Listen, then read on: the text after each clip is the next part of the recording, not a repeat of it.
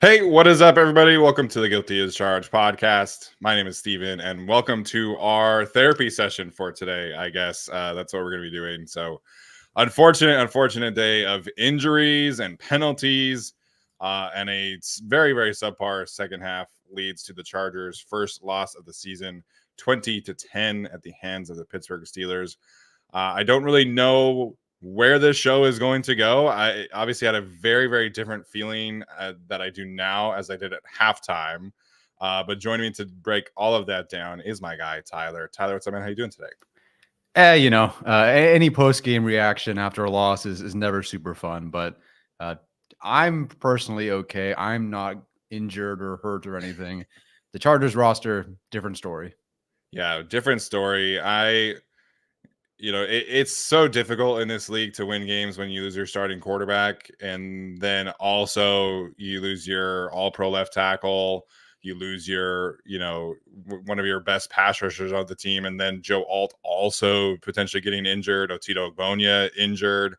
All of these things, when the Chargers have such a fragile roster, it's really, really tough to stomach these kind of injuries for this specific team. So they do have a week 5 bye. That bye cannot get here soon enough, but obviously we'll see kind of what happens. The Chargers' initial injury report on each of those players was officially questionable. There was no report on Joe Alt because it happened so late in the game. Only Joey Bosa was ruled out for what it's worth. So we'll see what happens. Obviously, the most important one there is Justin Herbert's injury. It was right off of the first series of the second half. Cam Hayward fell right on that thing, and he tried to stay in, was not ultimately able to. And then Tracy Wolfson reported that they took his tape job off like right on the spot in the tent, and his day was essentially over. So we'll see what happens, but this is exactly why we were kind of worried about him pushing to play through this kind of injury, is because you can just make things worse like right on the dime, and a grade 1 sprain can go to a grade 3 sprain like right on one specific play. So hopefully that's not the case. Hopefully he's able to, heal up this week, heal up during the bye, but I kind of wouldn't expect to see him play next week at this point. Yeah, I was somewhat encouraged by the fact that he was at least still on the sideline and not having to go all the way back into the locker room. And when the game ended, he walked onto the field. So it's not like he physically couldn't move, but I'm sure he will be feeling it in 24 hours if he's not already feeling it right now after the game. So yeah, it's tricky, right? Because going into the game, we discussed, should they sit him? Is it worth it? Is a win against the Steelers worth the season? Is it even worth risking a win against the Chiefs maybe next week? And of course, Justin Herbert would push to play. We all expected that. He wanted to play. That's Justin Herbert. And I respect the decision to have him out there. So I'm not going to sit here and like rehash like, oh, well, that was that's a bad decision and revisionist history, this thing. Yeah. Just unfortunate. And especially in a play where they're trying to max protect. Unfortunate that that's when Justin Herbert gets hurt. And then just the whole rest of the team collapsed after that. Yeah, things started to unravel a bit on offense when Rashawn got injured. He's dealing with a pectoral injury now. Do you remember which bicep he tore? Was that the left bicep? I want to say left. Okay, so this is a left pectoral injury. He left the first half and missed like the final series before the Hail Mary, and then he comes back to start the second half, and they had a big wrap around his left shoulder, and then Herbig dusted him off the line, which you never see, and then he went. That was it. That was the game. So again, hoping for the best there. It just kind of started to unravel when he got injured, and then Justin got injured, and there was really nothing the offense could do after that. I mean, when you can't protect and you can't throw the football, it's so easy to play the run. And, this is the Chargers' most inefficient run game of the season so far today. The one pass from Taylor Heineke to Ladd McConkey was really, really cool. So I think we can at least feel like better than the preseason that Taylor Heineke can potentially at least execute an offense and throw the ball downfield.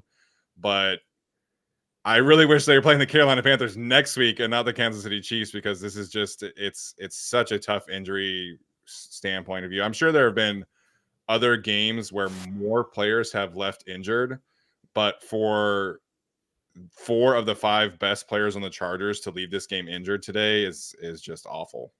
Yeah, it is. You couldn't lose any one of these players. 4 of them being hurt is awful. And of course, Otito Igbonia, not one of their best players, but has played very, very, very well to start this season. So Yeah. we'll see what his injury status is. What did you make of the rushing game plan overall? Not necessarily maybe the calls or the execution, but the frequency, which was heavily dominated by J.K. Dobbins, which is fine. If you told me J.K. Dobbins had the most carries, I understand that, but he quote unquote only had 15, and then Gus Edwards just had 3. Yeah. I was a little surprised by that overall. It's not like they couldn't sustain drives, so it was a consistent 3 and out. Like they had enough they had enough plays where they could have ran the football, and they really didn't. And I was surprised because the game was really never out of hand until very, very late. Yeah, I think that's where Justin's injury comes into play. And Tony Romo on CBS before the game started mentioned that they had expressed to him concern about him doing all of the play act like under center, wide zone stuff. Because if you really watch the Panthers game, that was a lot of their successful runs where it was the actual like wide zone attempts. Like they didn't really have a ton of gap concepts. So they were apparently concerned about Justin's ability to reach to those stretch runs and get out, from under center. And that's a lot of the playbook that they have been running. So it's just, I think Herbert's injury came into play there. I think the game script really got away from them, and they just didn't have a ton of plays in the second half. So I think maybe if they had been able to get more than the 1 first down from Taylor Heineke, maybe we see them run the football a lot more. But it was not a tenable situation for the Chargers offense. Once you lose Slater, once you lose Herbert, then the Steelers are just able to start pinning their ears back. And I mean, Heineke gets sacked 2 plays in a row. Like if they were able to, I think they would have, but they just didn't have many opportunities in the second half with the football. Yeah, I think I agree. I don't know. I was still surprised by the lack of a run game there, but the first half, regardless of how many times they called the run, I thought Greg Roman and the coaching staff had a really good plan for the first half. Yeah. I really liked how they took advantage of the aggressiveness of the Steelers, and I thought it was a very strong first half. That there were little things off here and there. Bradley Bozeman snapping to a gopher in the ground obviously was not very helpful. And some, penalties that you can say, was a hold, weren't a hold, whatever. Yeah. But I thought the idea and the plan was all there. They just, missed Simi Fehoko by that much. That holding call there. It's just the second half really got away from them. But we don't really know the extent of that second half when your quarterback is out and Slater was out. It really felt like when Slater went out too. I think it was, when was it? Was it this end of second half drive where it was 3rd and 10 and they just decided to run it? Yeah, that was right after the Slater injury. Yeah. Yeah, they're just like, okay, I'll just run it on 3rd and 10. And it felt like from that moment, the Steelers kind of took over. Chargers couldn't figure it out. But yeah, rough on offense. Yeah, I think offensively, I agree with you. The first half approach, I was pretty happy with it. I mean, they started with the 2 3 and outs, which was not great. But then you had the touchdown drive was fantastic. The field goal drive was fantastic. And up until Slater's injury, that third drive of the half was also really, really good. I thought they were really moving the ball well. So, it's a real shame we didn't get to see what this game could have looked like if they were healthy. And it's sometimes it's just so difficult to kind of keep your emotions in check when you're losing all of your guys, right? Like everybody has talked all season about like, oh, like Justin and Rashawn and Joe, that's like the center of your offense. And, losing Joey again on the first play is just, it's tough, right? So you have all of these injuries. And then defensively, I love the way the defense was playing up until that drive where they had the 5 penalties extend the Steelers' drive. And then from that point on, the defense was just you could just kind of tell that the wind was out of their sails on defense too. So offense loses everything because of the injuries. Defense loses everything because of the penalties. And then also the injuries. It's just, it sucks that we didn't get a full like regular game of this, because I do think this was, trending towards being a very, very competitive, like very classic Chargers game that we could have looked back on and been like, man, this was an awesome, awesome game. Unfortunately, everything that could have gone wrong in the second half eventually did go wrong. Yeah, well, it was trending towards being exactly the kind of game we predicted. It was 10-7 at the half because Chris Boswell mixed the 62-yarder, which is fine. And figured, hey, like the Chargers, they're only up by 3, but it felt like a quietly dominant up by 3. I could tell the Chargers really had it. The defense was playing fantastic. They were the enforcers. They were controlling. I thought the line overall was, playing pretty well. There'll be a lot of discussion about like Herbig and Watt and all that sort of stuff, but like I thought overall the tackles played well. It's just, that second half was a different story. Yeah, completely different story. So people asking about injury updates. I'm sure Alex is tweeting about any press conference stuff, but it doesn't look like those have started yet. So we'll see what happens, and we can dive into some of the more specific things. But let's get to some of these super chats. Sam McDermott says, "Rest the guys next week. We probably lose even if everyone is healthy. 2-2 ain't a bad start with our upcoming schedule." Yeah, I'm not picking the Chargers to win next week unless you tell me Herbert has an ankle replacement. And the other, I don't know, Bosa and Slater and Alt are all healthy. Yeah, might have picked them to lose anyhow, but it's a rough week. And guess who bought tickets to go to the game? Also Steven. Yeah. I'll be there too. We bought 3 tickets because my mom's gonna go. So yes, I have never been to a Chiefs game, and it just so happened that I was going to be in a work conference down in LA this weekend, or next week, I should say. And I was like, well, I'll just stay the extra 2 days. I'll just stay the weekend since I'm down here, and I'll go to the Chiefs game. Scheduling worked out perfectly. And now all this shit happens. This same exact thing happened 2 years ago when the Chargers were going to play the Jaguars, and then Justin broke all of his ribs. So, I don't know what. At least they got hurt before this game, before you attended. Yeah, very true, I guess. But we'll see what happens. I think if the Chargers had managed to make this game competitive or win, and everybody was healthy, I could have maybe like really talked myself into potentially seeing the Chargers win next week. Mm-hmm. But if you're going up against a Steve Spagnuolo defense with 2 backup tackles, a backup quarterback, that's going to be it's going to look like what the second half would look like, because this Chiefs defense is, I think, better than the Steelers defense, at least, on the back 7. So we'll see what happens, man. I'm hopeful at least about Joe Alt's injury. But we'll see. That would obviously be devastating if both offensive tackles were going to miss extended time. And you're talking about Trey Pipkins and Foster Sorrell. I don't think Trey is as bad as he looked today, for what it's worth. I think just specifically that matchup of Nick Herbig, who's a speed rusher, I think it just gave Trey some problems.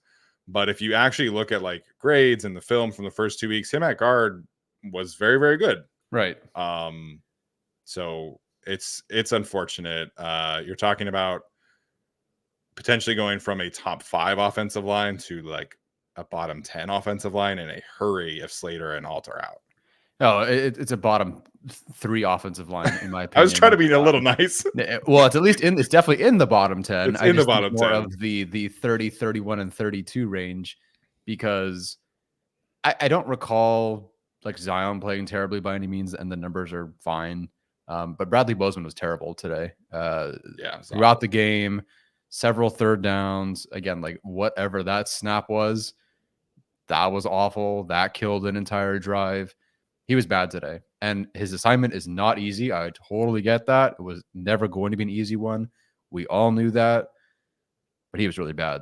And the backup option is worse, which again, backup, I get it, but there's Rashawn Slater and Joe Alt need to be healthy real quick. Yeah. Things get really dicey if those 2 tackles are. It's literally Chris Jones next week, guys. Like, yeah. Mr. Sarl, huge super chat, so we appreciate that. That is very, very kind. He says, classic Chargers, flood of injuries, only playing 1 good half, fall apart in the second, but Steelers are a good team. Slater injured, and all was lost. It really did start when Slater got injured. Like when you have a quarterback who's already coming into the game limited from a health standpoint, you can survive if your offensive line can stay intact. But as soon as Slater goes out, Literally, Slater goes out. They put Jamari at left tackle for one snap, and Justin got hit. Yeah. Like Jamari Sawyer against a speed rusher was not a pretty sight. So then the next play, they switch them, and Trey goes back to the left side. And again, Trey gets beat. And it was just like right off the bat when Rashawn was out of the game. It just kind of snowballed. So it's just unfortunate, hoping for the best. Like I said, I keep on saying that, but the Chargers just desperately need to come out of this game with like a clean long-term bill of health. Like obviously I don't know how many games these guys are going to miss, but if this is like another worst case scenario for Rashawn, another worst case scenario for Justin, like season goes from very hopeful to very dreadful very, very, very fast. Yeah, definitely. Not at all bummed by a loss to the Steelers here. Bummed by the injuries, that's for sure. Yeah. I think if you had told me yesterday the game was going to be 20-10 Steelers, I would have been like, okay, like I can kind of understand a path to that, especially with Justin's injury. It's mostly just the injuries that I care about because this is like long-term impacting this team. And if Justin Herbert has to miss 4 to 6 weeks and Rashawn has to miss 4 to 6 weeks, like that matters a whole lot because the Chargers do have a manageable schedule after the bye, but that's with everybody healthy. It becomes a whole different story if people are missing games. Yes. But we are not currently, I don't think yet. Well, no, please dive into Katz's Corner, says Kurt. Yeah. Good time to start diving into Katz's Corner and college ball. Yes, it is always a good time. However, I don't think it's the best time just yet because I haven't given up on the season. Yeah. Hang in there, guys. It was only one game. Hang in there. We can do this. I like the season's not over, obviously, but Justin Herbert missing time. Like this is why you pay Jim Harbaugh. This is why you pay Greg Roman. And, I think they can do enough after the bye to, maybe win a couple of those games while Herbert is healing up if you have to have him miss time.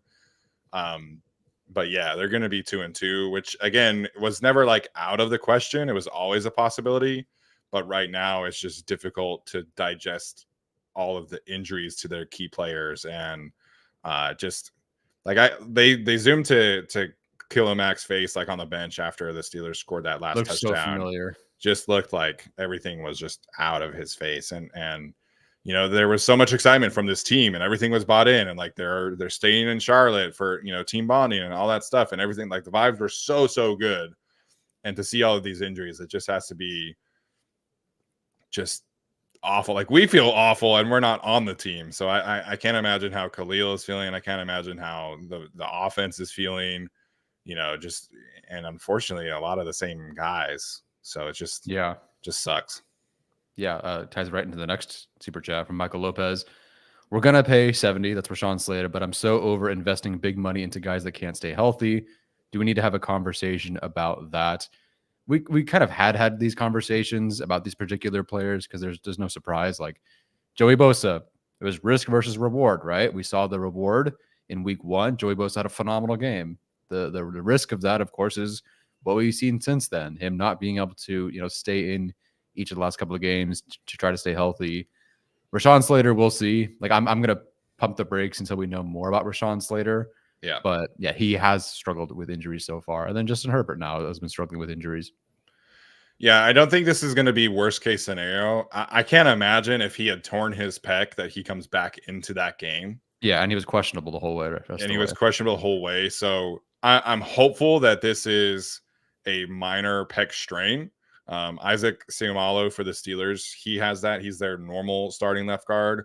And he has missed the first 3 games, but he's like expected to come back next week. So he hurt that in the final preseason game. So he missed basically 5 weeks, 6 weeks if he misses next week. So hopefully we're just talking about a minor pec strain. I mean, the guy played through 2 high ankle sprains last year. The bicep was a freak injury that is like extremely rare. So I'm going to wait and see how this injury report comes out and if he has to miss time or not. What sucks here is that I firmly believe he was the best player on the team in the first 2 weeks. I think he was on pace to be an all-pro left tackle this year again. Yep. And like Brandon Thorne has talked about that. Jeff Schwartz has talked about that. A lot of the Michael Oak Jr., a lot of the offensive line guys on social media, they're all like, hey, man, Rashawn is looking different this year. So hopefully he doesn't have to miss any time. If he does, and it's only a couple of weeks, then we'll see. Okay, so Alex, I assume different Alex or same Alex? Different Alex. Different Alex. Harbaugh saying a pec strain for Rashawn. So that's good news that it's not a pec tear, and it's good news that he did come back into the game. Mm-hmm. No, that's certainly good news. Pec strain. I can work with the pec strain, obviously. It is incredible thinking back to last year. We look at Justin Herbert this year with that high ankle sprain, and Rashawn had 2. Like that's what he was playing through last year. Yeah. See, obviously pec strain, not great. Clearly did not help him, especially if it was his left pec. Did not help him on the outside rush against Herbig. Hopefully we get more positive things, but we'll see. I assume they'll keep it pretty cagey. The entire rest of the way. I mean, they kept backup quarterback pretty cagey until. They said on the broadcast it was an undisclosed injury, so like the team wasn't even reporting it until they actually absolutely had to. So quick Google search, again, not a doctor, 100% not a doctor, cannot stress that enough. But a quick Google search says a pec strain is a 1 to 4 week injury. So if you miss next week, it sucks. It's the Chiefs. I'm going to be there. But if it's just next week, then the Chargers can be, I think, fine on offense. So we'll see. Yeah. Super chats. Let's see if there's any other updates. I'll address them as you're looking up for updates. For my mom, first half was fun. Saw some great plays there. Absolutely. First half looked like great Harbaugh football, Harbaugh versus Tomlin football. And then it sucked the entire rest of the way. But it was a good game the first half. Like I enjoyed watching the 10-7 game. Yeah, it was. I thought both teams were playing well. The Chargers, like physicality on defense was showing up. Again, those penalties, I think, really kind of just ruined the flow of everything on defense. Yeah. A lot of people are asking about Asante Samuel Jr. We will get there, I think. Yeah. Joe Cruz, I want to say I was so proud of this team in the first half. Bosa, it's hard to trust him. Poor Mac has to always carry the load. Yeah, Khalil Mack looked great today. I mean, and Thule for what it's worth. Like, great block destruction in the run game. Played very well. Ton of hustle. They played well. But Bosa, it's a bummer. Yeah. So Jim Harbaugh, this is from Alex Insdorf. On the decision to start Herbert today, the way he could move around was much better. It felt like he could protect himself. And then on the possibility of not starting him, he said, it was a possibility, but Warriors, you give them a shot, and that's what I wanted to do. So that was kind of the thing, I think, is they just wanted to rest him and see what he looked like throughout the week. And then, according to Harbaugh, he looked good yesterday. He looked good in the warm-up today. And so they decided to ride with it. I thought, honestly, in the first half, not that he ran for a 50-yard touchdown or anything, but he looked fine. And then all of a sudden, like you could tell, it started to wear on him until that final official time he injured it or re-injured it. Yeah. And then Harbaugh just confirmed that they feel like Taylor Heineke gives them the best chance of winning. So Heineke, QB2, no real surprise, but when on Wednesday Harbaugh said that Stick would start, I was a little concerned that would end up coming through. So Taylor Heineke against the Chiefs next week, I assume at this point is what we will see. Yeah. Okay. One more from Veteran State of Mind. 5th week bye. Looking like a godsend now. Yep, absolutely. I complained. I'm not complaining. When the schedule comes out, it's always like, shit, like a week 5 bye. And then somehow every single time the Chargers have a week 5 bye, there's always stuff like this that you're like, okay, week 5 bye. Imagine a week 13 bye with this team right now, and the Chargers have to keep going until week 13 with this roster. Yeah. So, yeah. All right. Do you want to hit on anything positive that stood out to you? It's tricky because it is really a tale of two halves, right? But I genuinely do believe the defense was playing awesome for most of that game until clearly the wind was let out of their sails, which may be concerning for a Harbaugh team. You want to see them play and compete the entire way. And not that not that everyone gave up, but it just was a different vibe. Yeah. But overall, I thought the defense was genuinely very strong. Deion Henley great. The interior defensive line, the linebackers, for the most part, I thought the secondary was pretty strong. Several moments where they could have caved and given up more. They were strong in the red zone. So I thought for the most part, the defense played very, very well. It just eventually got away from them. And, the offense couldn't sustain a drive as is. And then Heineke definitely couldn't sustain a drive. You lose Bosa. It just got rough for them at the end. Yeah, I think the first half showed a defense that was ready for the moment from a physicality standpoint. Like, going into Pittsburgh, you got to be physical. They did create 2 turnovers, which was good to see. 3 different sacks. Like, the defense up until about halfway through the fourth quarter, it was like, okay, this is the defensive performance that you needed to have today. And then unfortunately, just the last 2 drives were just not great situations. So defensively, I thought they played pretty well all the way through the most of the game.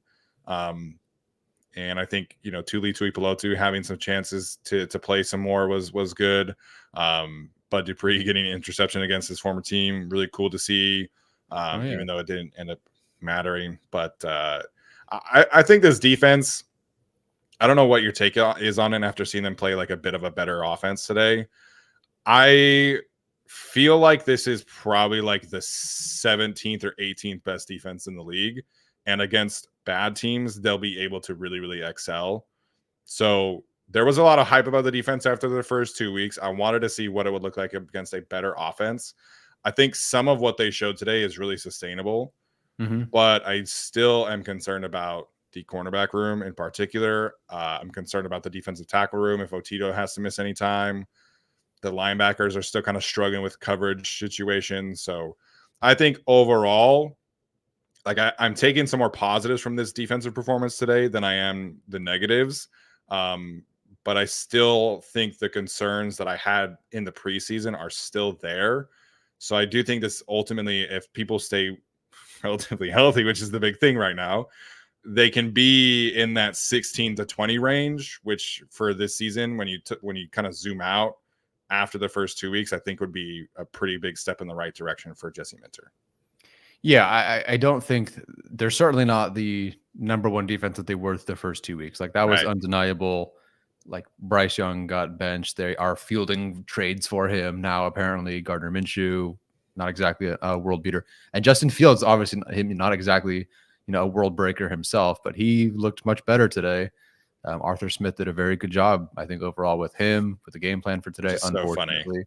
Yeah, right. So I don't know. I guess heading into the bye, we'll have, I think, the official picture of where this defense is going to be. If they keep it, 24 against the Chiefs, especially with Bosa out, all right. I kind of can figure out where the Chargers defense is going to be. If they get throttled by the Chiefs, obviously, unquestionably the best quarterback they'll face on their schedule, period, but definitely so far, then yeah, maybe they're not even a top like half of the season defense. So much of the projection for the Chargers wasn't necessarily just like how good could they be through the first 2 weeks. It's how good do they be through the whole season and how healthy could they be. The Chargers were just a Puna Ford injury here or Joey Bosa now injured here. Those things start to chip at you. And I'm very curious now how Andy Reid looks at the film, and I'm curious even when we look at it, what happened in the secondary today, whether it's the linebackers or the DBs, that just you started to feel like after that first half that Fields started to figure out the Chargers defense, and they just kept pressing buttons that Jesse Minter and this personnel, they were not prepared to stop. At this point, do you want to talk about Asante Samuel Jr.? Yeah, that's a good tie-in. I think people were really hyping up the 2 cornerbacks, after the first 2 games. I think Christian Fulton I think his play is sustainable. I think he showed enough today, and I haven't watched the film, but he had a couple really, really good moments, and he's had consistently good moments. He is their best corner right now, but he's not like a bona fide CB1 or a lockdown corner 1. That's just not who he is. It's kind of similar to like who the Chargers had with a good version of Michael Davis. Like, they have a guy who can on occasion be a functional starting cornerback 1 on your team, but he is not like a top tier corner. I'm concerned about Asante Samuel Jr. because the same issues keep on popping up. And these teams with 3 weeks of film, they're going to look at that guy who doesn't like to tackle and keeps missing tackles, and they're going to find ways to make him tackle in space. And Tony Romo said it on the broadcast. What I know about these two schemes, you have to have cornerbacks who can tackle. The Chargers have one cornerback on the outside who can tackle right now. I think they have another one who is on the bench. So I'm concerned about Asante Samuel Jr. and his fit in this defense. And we were concerned when they hired Jesse Minter. We're like, okay, Asante, we're like, how is this going to fit in? What he does well is great. His ball skills are fantastic. He had an awesome pass breakup today. But these other teams are going to keep finding ways to consistently try and get Asante Samuel Jr. to tackle until he shows that he can consistently do it. And him missing tackles has led to 3 big explosive plays, 2 of which were touchdowns on the season. And that's an issue. You can't make those kind of mistakes in this defense and hope to, run the game plan properly. Yeah, so let's start with Fulton. I do think, like you said, his play is sustainable. I think through 3 weeks, what he's been able to do is very solid. Like, I think as a CB2, moving forward, very, very, like, based on his play so far, I think I'd be comfortable with that next year because he has both the pass coverage skills so far and, of course, the tackling, the run defense, attacking screens. That's all good. Like, he hits. So that's great. I think he functions and fits in this scheme regardless of, whether he's a long-term solution or not. Yeah, Zont, it's unfortunate because these mistakes, the first touchdown, the only touchdown they had allowed up until that point was a missed tackle by Zont. And then now in this game, the next time they allowed a touchdown, it wasn't a direct, play from Asante, but it extended the drive and allowed the Steelers to eventually score. The pass interference or holding or whatever it was extended a drive on that other drive. So it's tricky because this is what we talked about for Zont as a boomer bust player. We've been calling him a boomer bust player because the good stuff is so good. It's why the Chargers fans keep going back to Asante Samuel Jr. because the pass breakups or the interceptions haven't been there, but generally these interceptions have been pretty solid. Great in coverage or pretty solid in coverage. But yeah, the you can't just do that and then also give up the 1 or 2 touchdowns your team allows on a team that has to win close games this season, that has to play defense, has to keep the score low, in theory wants to run the football, and now has a hurt quarterback and potentially 2 hurt tackles.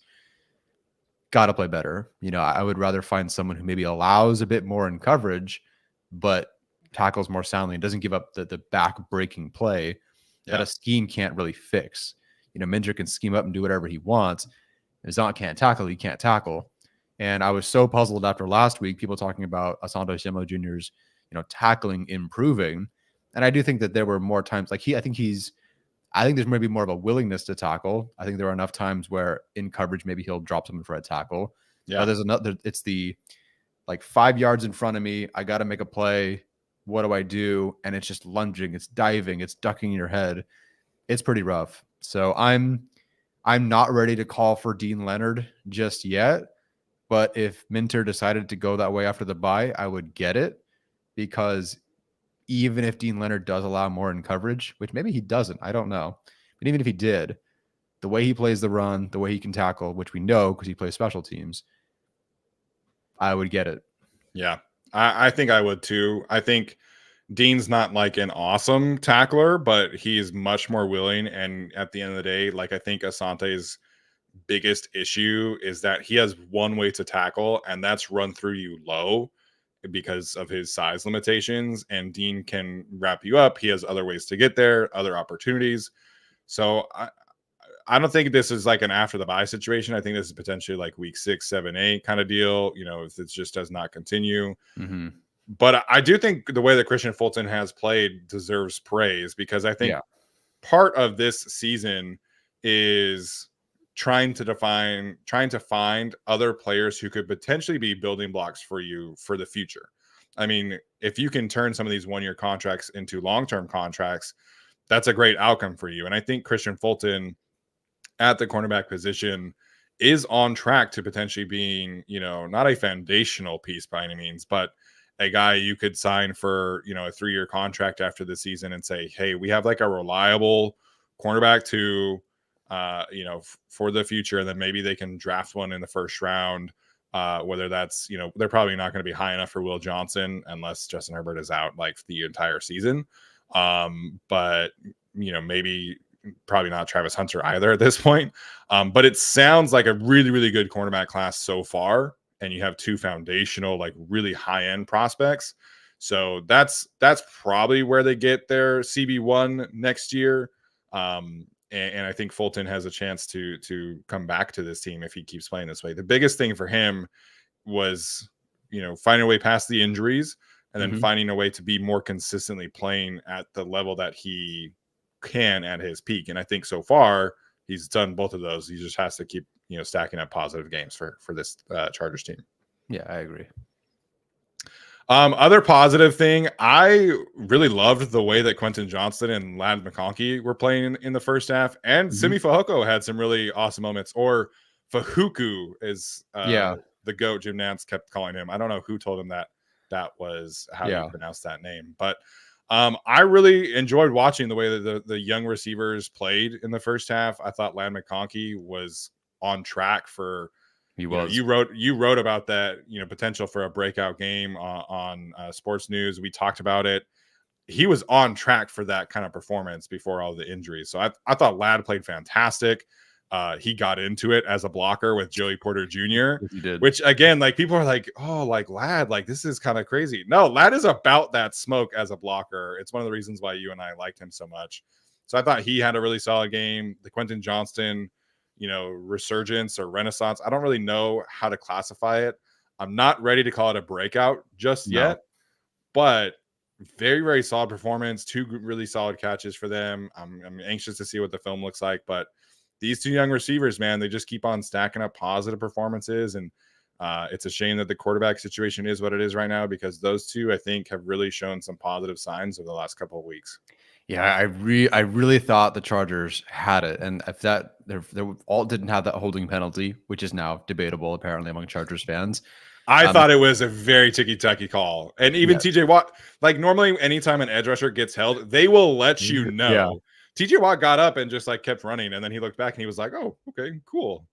Yeah, no, I thought it was, get a pressure or whatever, maybe, but not a hold. Anywho, that was 15 or 20 yards. I thought McConkey played so well in the slot as a man coverage beater, zone beater on one particular play. Great pass from Heineke for a great play there.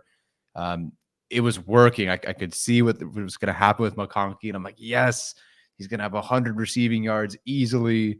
He's going to pick apart this group. And then they just never quite got there. Again, the holding penalty, and then Herbert misses, most of the second half. So bummer there. Quentin Johnston. Yeah, I'm not ready to call it a breakout just yet, but look, I'll take it. Like stacking positive performances, regardless of how you get there, is still very solid. Yes, 2 of his 3 touchdowns have been kind of gimmies, or they've been gimmies, but I'll take it. Sometimes you get those. And where everything came difficult for Quentin Johnston last year, I'm glad some things are easy for him this year. So I thought in the first half, like you said, they played awesome. I was so ready for like these 2 young guys to step up. Herbert had, 100, and it was 9 for 10 for 100 yards at one point. I'm thinking, great, like they've got everything going for them. Herbert had not thrown an incompletion for a while, or at all, up until a certain point in the game. I was ready, and then it just never got there. But I'm at least encouraged by someone like Ladd McConkey, because there's like a lot of discussion about that Frazier guy right in front of the Chargers, right on the field today. Yep. But I thought McConkey showed why he was worth the selection. They just never were able to get back to him. Yeah. So some unfortunate injury updates. Justin Herbert in a walking boot after the game. Not great, but I'm not necessarily surprised to be either. The go-to for them anyhow. Yeah. And then Joe Alt dealing with an ankle injury officially, according to Chris Rim, limping pretty heavily also. So we'll see what happens there. He obviously did not come back into the game, but it was kind of at the end of the game anyways. So a lot of ankle injuries right now. Hopefully this is a week where the Chargers can kind of get off their feet for a couple of days and heal up. But I kind of don't know how much I want to push the future potential Hall of Famer, like we were talking about this week against the Chiefs. So frustrating injury day, man. I truly cannot recall the last time I've seen anything like this to the best players on the team. No. The Jaguars game sucked, obviously, because that was Slater, that was Herbert. Is that also Joey, or Joey got hurt oh no, sorry. No, Jaguars game, he was already hurt. Herbert started that game with an injury. Never mind. That one sucked too. I forget how many other injuries there were, but that sucked. And Jalen Guyton tore his ACL that day. I think that is when Rashawn tore his bicep. So yeah, that one was not great. Yeah, sucked. So is Alex Leatherwood their practice squad tackle? Yep, he sure is. Guess who's getting elevated next week? Yeah, so next week, if Rashawn and Joe can't play, you're talking about Trey at left tackle, I would assume. Maybe he's right tackle and Foster is left tackle, but those two are your tackles, him and Foster Sorrell. Zion, Bradley Bozeman, and then Jamari Sawyer. Just, man, I guess the Chiefs defensive line, that's not going to be fun. And this Chiefs defense is going to look at that second half film and be like, oh, we can do that. We have Leo Chenal. He can blitz. We have Drew Tranquill. He can blitz. We have Nick Bolton. Well, Spagnuolo never blitzes or is aggressive. Yeah, never. That guy just does not know how to he doesn't know how to blitz. So awful. I would imagine Heineke. I would imagine that Leatherwood gets elevated, and then they probably have to elevate Carson Barnhart also. Which they do have Jordan McFadden. So Jordan McFadden would be your next interior guy. Well, actually, I think Brendan Heimus would come in before McFadden, but yeah, I guess it depends how they decide to do that. Well, at least they have a center who can keep it all together. I miss you, Corey Lindsley. I miss Scott Questenberry, dude. Like, oh God, no. You're not wrong, honestly. Oh gosh, who's the other? No, shut up. Get out of here. How dare you? Spencer Pulley, man. What are you at? Spencer Pulley, let's get him out. Oh my gosh. Oh boy. Yeah, that was rough. I mean, again, we'll see. I don't want to sit here and doom and gloom until we know exactly what's up with these tackles and whether they can even play. Thankfully, Joe Alt is young, but Ben Herbert, man, it's a full Miyagi for him. Yeah, he's got his work cut out for him for sure. I'm definitely not going to saw a lot of stuff about Ben Herbert. I think it was more of half of it was, I guess Ben Herbert's not a miracle worker and like bummer. Half of it was he sucks, like he's terrible. It's Ben Herbert's fault. I'm like, no, it's just 320-pound Cam Hayward rolled up on this guy, and Joe Alt held his block. It was fine. Then a defender rolled into him. Just unfortunate. You can't, protect against everything. Yeah, some of these injuries are freak injuries. If a guy is dealing with soft tissue injuries a lot, that is kind of an indication that his training is not up to par. But a potential, pec strain and getting rolled up on your ankle, those are generally things that you can't avoid. Justin Herbert's original ankle injury was kind of his own fault, if we're being honest. Yeah. But the second injury, like, there's no real way that he could have avoided that. There's no real way that Ben Herbert could have avoided that. Like, it's just some things in football are freak accidents. Some things are just completely not up to question. So, it's kind of the nature of the beast. Yeah. I don't know. Did you have another place you wanted to go, or? I could throw out one kind of question. The chat has been asking about it. So you kind of talked about the run game earlier. Mm-hmm. I'm at the point where I'm kind of calling for Kamani Vidal to get some play, especially if this offensive line is banged up. Gus Edwards is just not a guy right now who's creating a lot of yards after contact, and he's not creating yards in general. I think at his best, I hit my computer. I think at his best, Gus is a guy who I have a defined read. This is where I'm going, and this is the play that I can hit. And if I get to the second level, I can pop a big run. When you don't have the defined reads and you don't have the quality offensive line that the Chargers have had the first 2 weeks, you need guys who can create after contact. You need guys who can be a little patient and wait out for some running lanes to develop and then make somebody miss and go pop a big run. That's not Gus's game. That is Vidal's game. And I know he's not the special teams player that Hassan Haskins is. And I don't know if I want to call for like 4 running backs to be active. But I think if this offensive line is as banged up as it looks like it's going to be, I think Vidal has to play. And I think you've got to get him some touches to be able to create after the catch. And I see Alex Insdorf here in the chat. I'm sure that's very exciting for him. But it's just the reality of the situation. Like, you can't really ground and pound your way down the field. Like, you have to have some opportunity to create some explosive plays. Mm-hmm. And Vidal gives them that. Gus Edwards is not that player right now behind a banged up offensive line. So yeah, I think you got to start playing Vidal and give him some chances to make some plays. It would be one thing if Gus Edwards were heavily utilized and maybe it were only 3 to 4 yards a carry, but listen, Herbert's out. Let's give it to Gus Edwards and get out of here. They didn't even give it to Gus Edwards. So I don't know what the plan is then. They mentioned they were going to run, and I guess, sure, like, they don't have to do what they say out loud, right? But we all figured they would run Gus Edwards more than 3 times. Right. And if that's all they're doing with Gus Edwards, then give me Vidal, give me Patterson, or Haskins. I don't know if he's much of a pass catcher, but the Chargers also don't really have a pass catching back right now or explosive creation back right now. Give me Patterson maybe. Because Gus Edwards, if they're not even using him, and he's also not a functional third down back, that there's what's Larry Roundtree up to?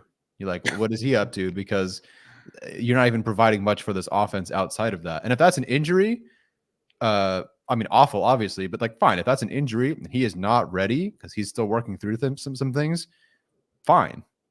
Find somebody else who's twitchier right now, can create a bit more. Maybe he's more of a pass catcher, can work better on third down. Because now against the Chiefs, or however long it takes to get both these tackles back and healthy, this offensive line ain't great. They were very much so great, mostly because of those tackles in the run game.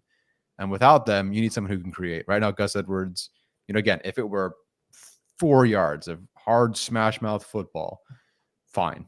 I totally see a usage there and why you could bring him in. But Patterson's on another team. I was just looking that up. I thought he's on their roster. I thought he was on the practice squad. I'm sorry, not roster. I mean practice squad. On their website, he's on their practice squad. There is another Jarrett Patterson. I think he's like a lineman. Yes, that is correct. Yes, he is still on the practice squad according to the Chargers website. So either way, I completely missed when they signed Shaun Wade to the practice squad. That was the same day they signed Des Fitzpatrick. The practice squad additions are getting a little out of hand.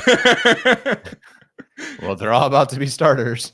Yeah. With the way this team is trending. So no, it's all good. Our guy Thomas Martinez. So yeah, I think the run game, it's got to be a little bit more creative if you're going to deal with these kind of injuries. And I'm 100% not advocating for Easton Stick to throw the ball very much, but Tyler Heineke's not much of a designed runner. I think you could stand to see Easton Stick have some design rushing packages to, again, just try and give them a little edge in the margins where they potentially can be. I'm not asking for full Taysom Hill, not asking for him to be a starter, but get him in there for 5-6 snaps a game and just maybe he pops a big run. I don't know. But I think as you pivot to this offense where you're dealing with these kind of injuries, you got to be creative. You got to get some explosive plays in any kind of way that you can. So,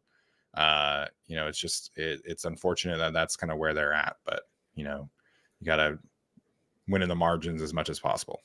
Yeah, I get that. I get it. But at this point, especially if Herbert's not playing, I don't really care what you do. Try something interesting. If you lose to the Chiefs, I don't care. If that's the reason you lose, whatever. go out and try something different because you're probably not winning anyway. Yeah. Next thing I do want to bring up, because now it's become a pattern. Special teams has not been great for the Chargers. Yeah. Cameron Dicker's mostly been solid, Yeah. but he's been like basically perfect outside of the one missed extra point, which is fine. That's just a hiccup. Yeah. J.K. Scott has been occasionally better, but rough. And Darius Davis has been the biggest question mark. That's the big me. one for me. Yeah. It's a combination of things. At first, it was mostly just a decision-making thing where he'll field a punt at the 3 or 5. And like, if you're a game-breaking speed guy, I guess take some chances. But there are so many times where he gets to the 10, or gets hit at the 8, and it's not good for this team that has a hurt quarterback and stuff like that. I don't know if it's a product of, especially on kickoff returns, I don't know if it's a product of new rules. Let's try some things out, see if you can pop one, see what happens. And then maybe at the bye, Ficken goes, never mind, let's do this instead. Like, I still trust Ryan Ficken to figure this out. But I'm surprised by the decision-making from Darius Davis. And then in this game, I just felt like Darius Davis was not as fast as I usually see him. You see that play in the preseason against the Cowboys. That player is not out there right now in terms of how he can move physically. Yeah. No indication that it is based on an injury, but I see him try to break one, and he's not been the same player. And there's no injury that I can think of. He hasn't taken many hits during the game. But today was the first time I noticed that Darius Davis did not look like the same guy.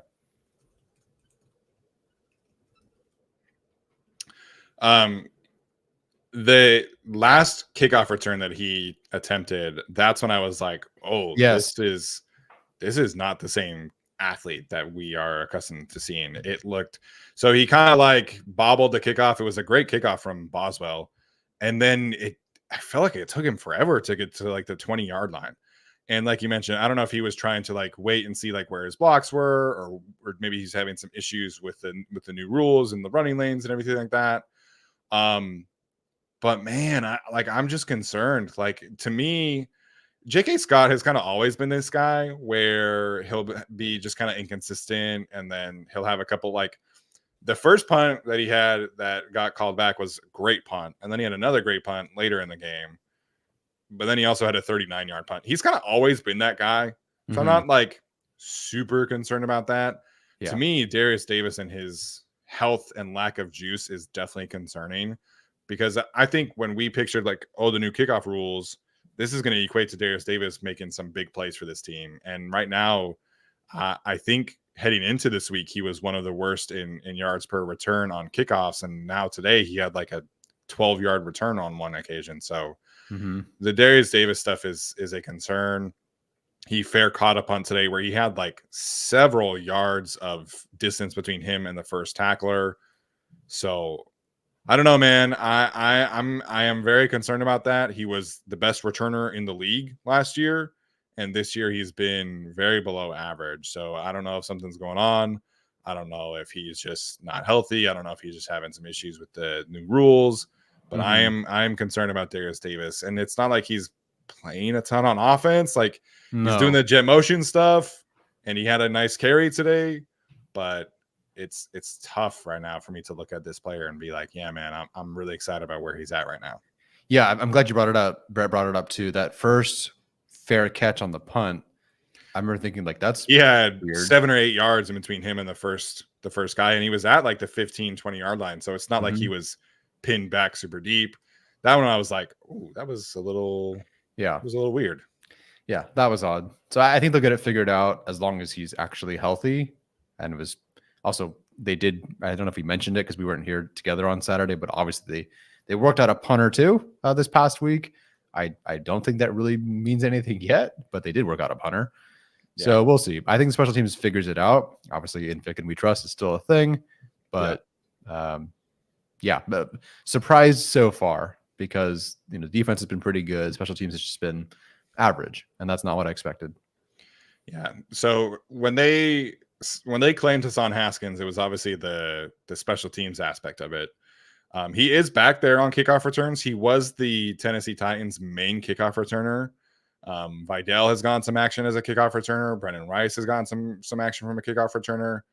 There's a chance that maybe just Darius Davis is a little overworked with doing the amount of cardio he is on offense and then also being the main returner on both sides. So there's a lot of teams out there who have a punt returner and then a kickoff returner with the new rules being different players. So maybe that's a change that they need to make. The Eagles have Britton Covey, who was right there neck and neck with Darius Davis as from a punt returner perspective last year. Covey only does punts, and then they have, I think, 2 running backs doing kickoff returns. Alex is in here. I don't know if he can correct me there, but a lot of teams right now are putting running backs back on the kickoff returns because it's basically a run play.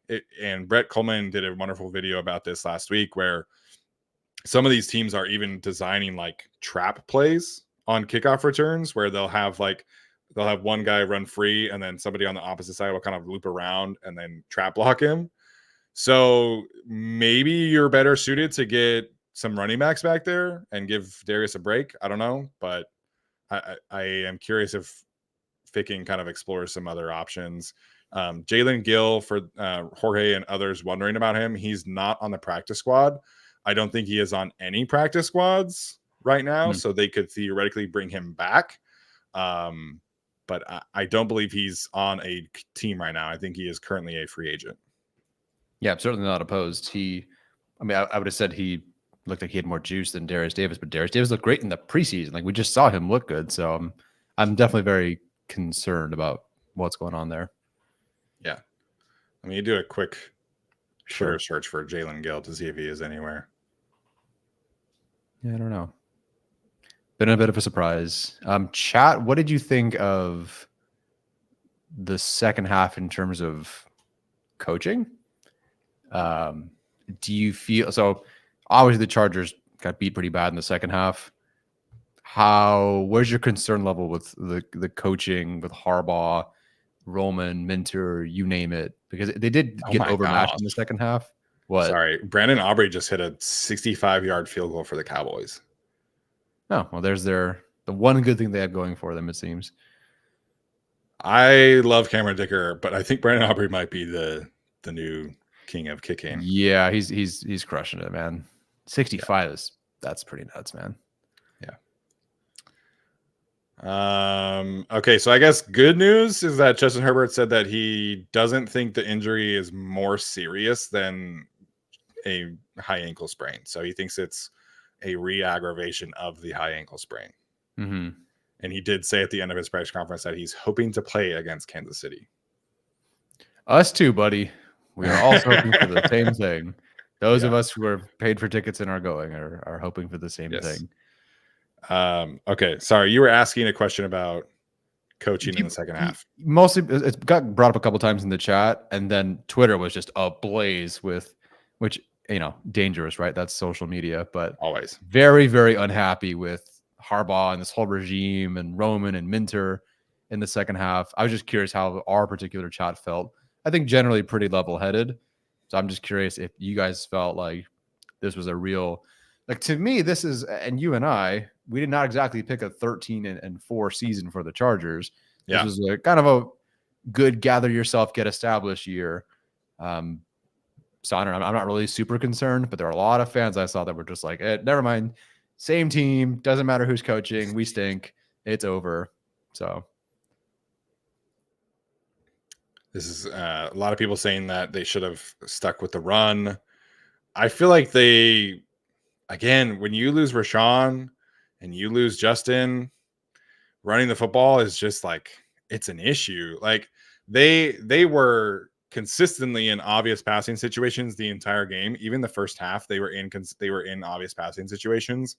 But when you have Justin Herbert there, that's a different story. I think even TJ Watt's sack, if Herbert is in that game, that's not a sack, because I went back and looked at the replay, and there's like a very clear step up opportunity to the right, but Heineke doesn't have that same kind of pocket sense. And so losing your two best players on offense hurts. Shocker, I know. But I think the overall coaching on offense, it was fine, but the offensive line was just in a situation that was not tenable. I think even the play call to get Ladd McConkey freed up, they had a play call to get Disley freed up in the second half that Heineke was able to convert.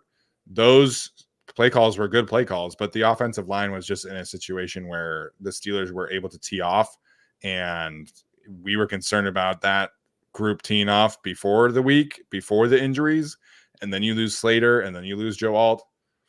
It's just not a tenable situation. Yeah. I'm not concerned yet. I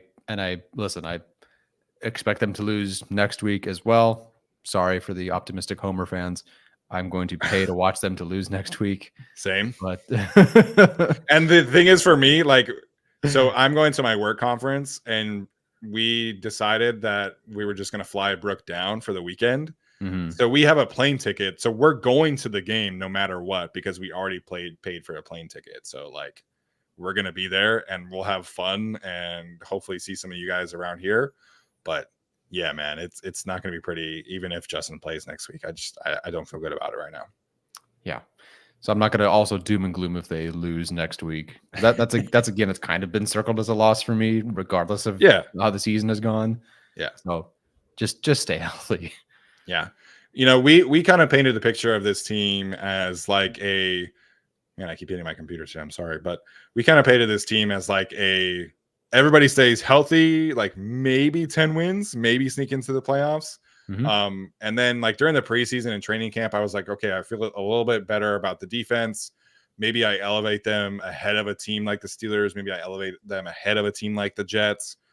But if you're dealing with injuries, it's just tough. I still think, unless these injuries become like season-ending injuries, I still think this team can get to 8 or 9 wins. But I kind of always picture next week as a loss anyway, even with that, just because I think the Steelers are that kind of team.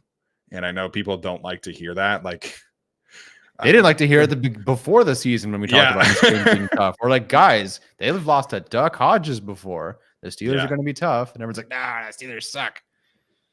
Yeah, the Steelers, it was always going to be a very, very difficult game. And who knows, maybe if everybody stays healthy, maybe they're able to win today. Sure. But next week, you have to have, in my opinion, like truly high end passing defense and passing offense to keep up with the Chiefs. And the Chargers just do not have that right now. So next week is going to be tough. But like I said, I will be there and hopefully meet up with some of you guys before and after the game. I've never drank at a game before, but guys, maybe. Oh gosh, Edski's comment. Yeah. Colin Cowherd. Are they still a top 3 team? I don't know. Yeah, man. Panthers really beating the Raiders. Good God. Who's beating the Raiders? People are saying the Panthers are beating the Raiders. I don't know if they are or not. No, that would be a real tough day in the Schoen household. They are losing 14-7 in the Raiders home opener. Yikes. Andy Dalton. He's him, I guess. All right. Do we have any other super chats? I think that was it. I think we had one more from New Jersey Savage. He had 2. Okay. Brendan Rice could have got some chances with Palmer out.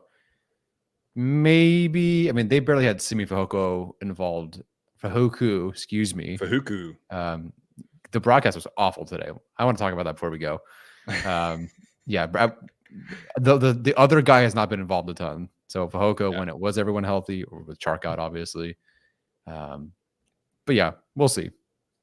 And they're kind of running like a 4-man receiver rotation. Yeah. So it's Quentin and Ladd. They're the number 1 and number 2 right now. And then Palmer was 3rd. And then Darius Davis does all the cardio. He does all the jet motion stuff. That's kind of what it was. And then like they would bring in Simi for like run blocking stuff. And then last week when Palmer was 50-50, we saw a lot more of Simi. And then today it was Quentin and Ladd and Simi and then Darius Davis. So I think that's kind of generally how they play. They don't have a ton of 11 personnel looks out there anyway. They play with so many tight ends that and Scott Matlock, that it's tough for that 5th receiver to really like have a ton of snaps. And I think like there's just a level of trust there with Simi. And you saw that from Justin today, where he went out of his way to target him twice. If Bozeman had been able to held up just like a half second longer, that's probably as a touchdown. Then he had a great route against Dante Jackson for like a deep dig route. So Simi plays well. He has the trust of the quarterback. He has the trust of the coaching staff because he's an awesome blocker. So I understand why people want to see Brendan Rice, but Simi Fehoko is like very clearly ahead of him in the pecking order right now.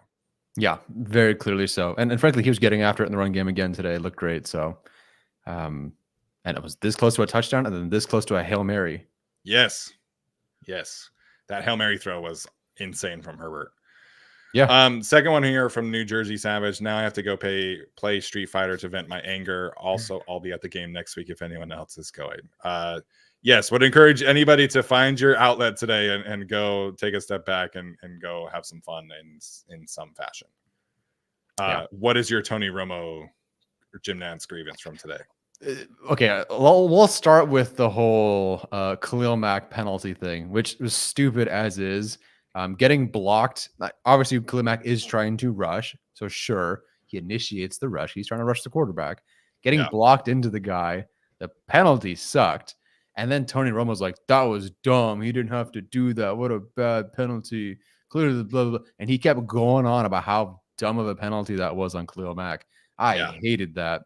Then there was one part of the broadcast where he could not remember which defensive tackle which was on which side of the football. Yeah, he called Otito Ogbonia Cam Hayward like twice. Yeah, I was like, Cam Hayward and Puna Ford. I'm like, I don't know. And he said it several times. I'm like, I don't know who you think plays for who.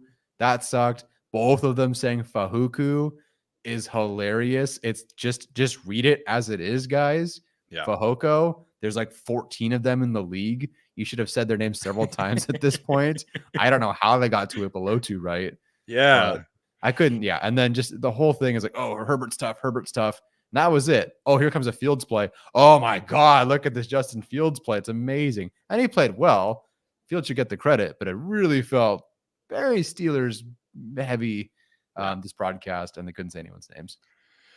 Yeah. The Fahuku thing was so frustrating. Utah has a ton of Polynesian players, so I deal with that thing like all the time.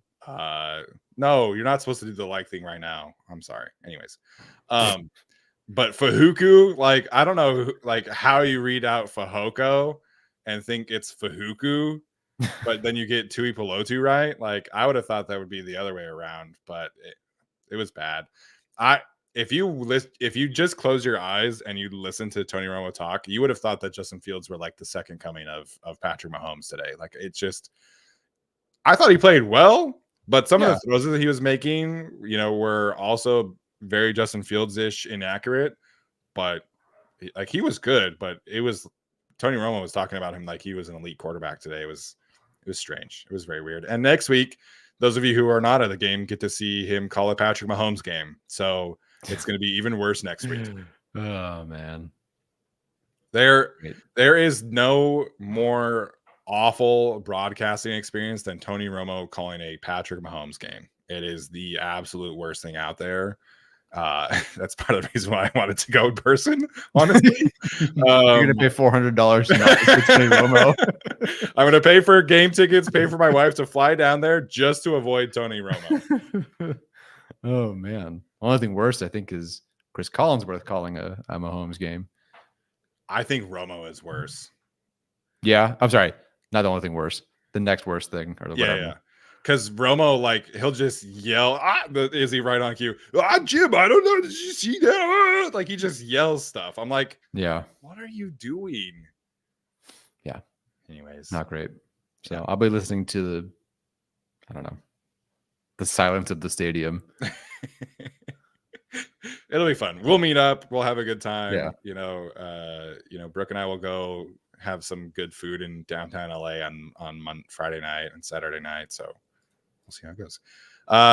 Anybody have any food recommendations in like downtown LA-ish area? Let me know. That's where our work conference is going to be at. So me and my coworkers got to find some places to eat at night. So hit me up. We appreciate all of you guys for tuning in today. Appreciate the super chats. Make sure and like and review the podcast. Tell a friend. Subscribe on YouTube. All that good stuff does help continue to grow the show. We will be back on Tuesday, as we always are, with our film review episode. The first half film should be fun. We'll see about the rest of the game. Great. Tyler, any other thoughts before we head out? Let's flip a coin. Can I get the first half and you get the second half? Well, I don't want to punish myself or you. Like, we could just each watch the first half and focus on the good stuff. Okay.